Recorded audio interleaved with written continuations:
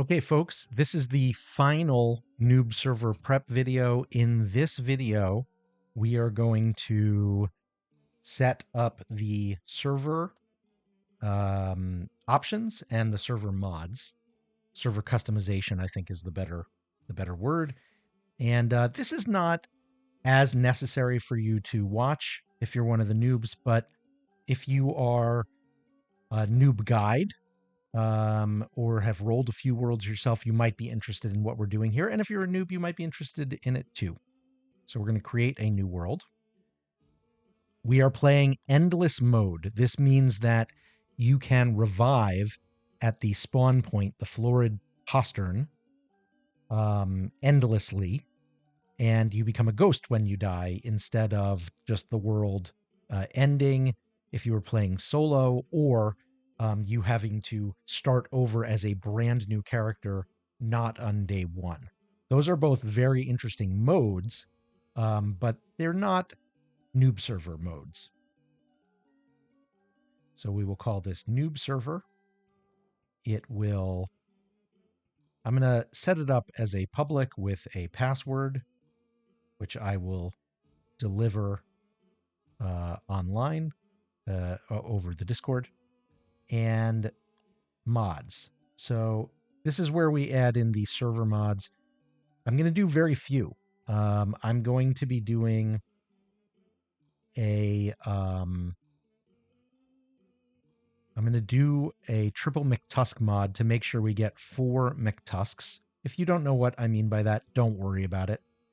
But it'll be reassuring for the non-noobs. I'm going to put on an extra set pieces mod that I happen to like. And I'm going to customize that to have a few different things that I think are just fun.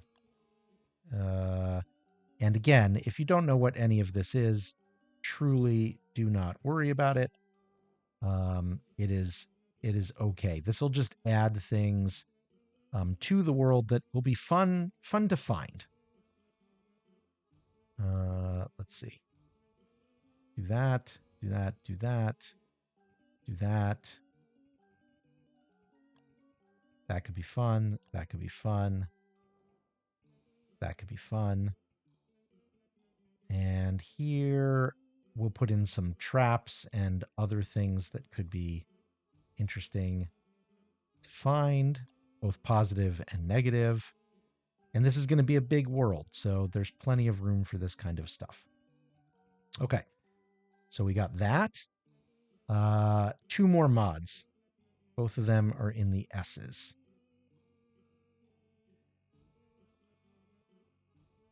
As you can see, I have a lot of server mods that I use for different things at different times. Some of them I've only used once and I never use again.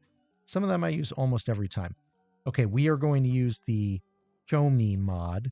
This mod is for you noobs. It will allow you to, when you mouse over something or inspect it, it will give you more information than the game would normally give you, which is almost nothing.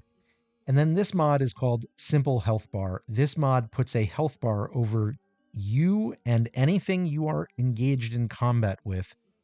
Not all the time, but when you are engaged in combat. And again, really helpful. Swordfish and BG and I used this mod religiously when we first started playing DST. And then eventually we got to the point where we don't need it and we don't use it anymore. But I think it made our early days much better. So those are the 4 server mods that we are using. 2 of them are just for world gen and will not affect us once we are playing the game. And then 2 of them will affect us. And they're both the same. They give us more information.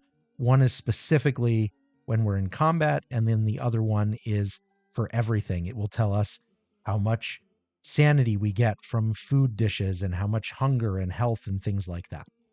Okay, now to setting up the world itself. So for world generation, the forest or the overworld, we are going to go for a huge world. I'm hoping there are a lot of us in the world over time, and I think it just makes it more fun if there's a little bit of extra space. We are going to put in extra touchstones or more touchstones because this is another place where you can revive. And, you know, when you're a noob, you die a lot. We're going to put in more failed survivors because these are often boons, and I've added some in a variety of other places.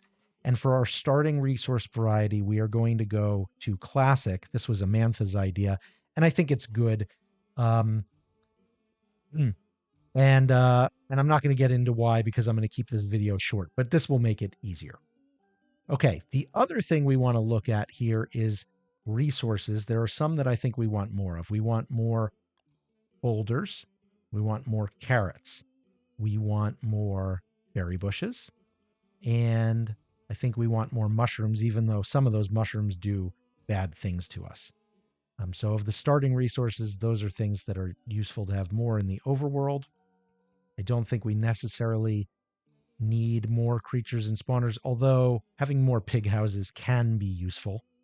So I think we will do that. And then we won't do anything more of the hostiles up here. And then for the world settings, we are going to do a long autumn. Autumn is your safe, friendly season. And we're going to do a long one. And we're going to do a short winter. And we're also going to do a short summer. Winter, spring, and summer are all more difficult than autumn in different ways. Making a long autumn means we have more time to prepare for the difficult winter where it will feel like food is harder to come by. I think we will turn beefalo mating frequency down. When they have the red butt, that means they're in mating season and they will attack you. We'll just make that a little less common. Every spring will be mating season. There's no way to avoid that, but mating season's outside of spring. We are going to turn off Midsummer Carnival. Oh, I guess we have to do it here. We'll turn events off, at least for now, because Midsummer Carnival is fun, but I think it's a distraction for us noobs. And none of the others are active, but I've turned them all off. I didn't know you couldn't turn off just one. That's an interesting thing to have learned. I'm not changing the amount of damage we take. So I'm making some things easier, but we are not playing on easy mode, if that makes sense. We are going to turn rain down so that there's not as much. And we are going to turn wildfires off. Where's wildfires? Feels like it should be here. Oh, there it is. We're going to turn wildfires off. Now, this doesn't mean things can't catch on fire. It just means they won't spontaneously combust. There will have to be something setting them on fire. And this is mostly because during summer, if you leave this on, your base will spontaneously catch fire. And I think that that's difficult in a group server where you may not be around and somebody else may be passing through a thing that you worked hard on at the wrong time and light it on fire. So we're going to turn this off. Finally, in the caves, we are going to add more glowberries, and we are going to add more light bulbs. Where's light bulbs? Is it not on this menu? Is it on the world settings? Well, that's regrowth, which is not actually what I'm thinking. I was thinking about world generation. Why am I not seeing it? Oh, it's right there. We're going to turn both of those more. We're not going to turn them to lots or tons or insane. We're just going to turn them to more. We're just tuning it up a tiny little bit. And this is our world. We are ready to generate. And just between you, me, and the wall, I'm going to roll a world a number of times until I find one I really like. But I'm not going to show that part to you because you might save the map and refer to it. And I want you to have to discover it on your own. And once I reveal it, I'm going to forget it.